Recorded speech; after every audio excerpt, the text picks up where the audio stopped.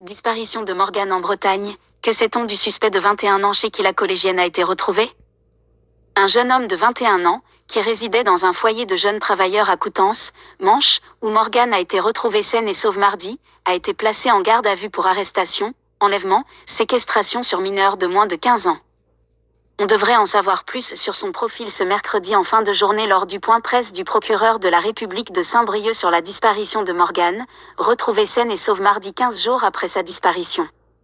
Quelques éléments ont toutefois déjà fuité sur le jeune homme de 21 ans qui hébergeait la collégienne de 13 ans dans un foyer de jeunes travailleurs à Coutances, Manche, à 200 km du domicile familial de Pabu, Côte d'Armor, que la jeune fille avait quitté le 25 novembre.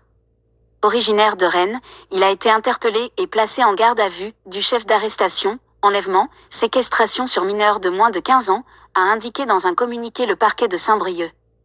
Dans ce foyer, que l'apprenti aurait intégré il y a un mois, personne n'a jamais croisé Morgane, dont on ignore encore la durée du séjour à Coutances.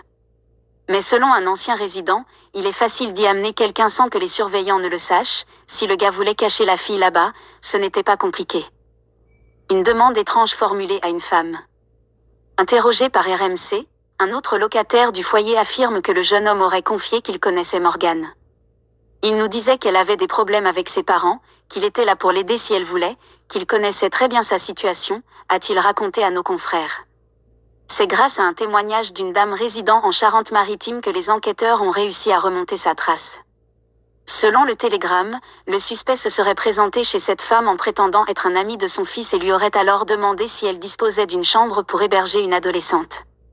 Troublée par cette requête, la femme aurait alors fait le lien avec la disparition de Morgane et contacté les autorités. Pas inscrit au fichier des auteurs d'infractions sexuelles.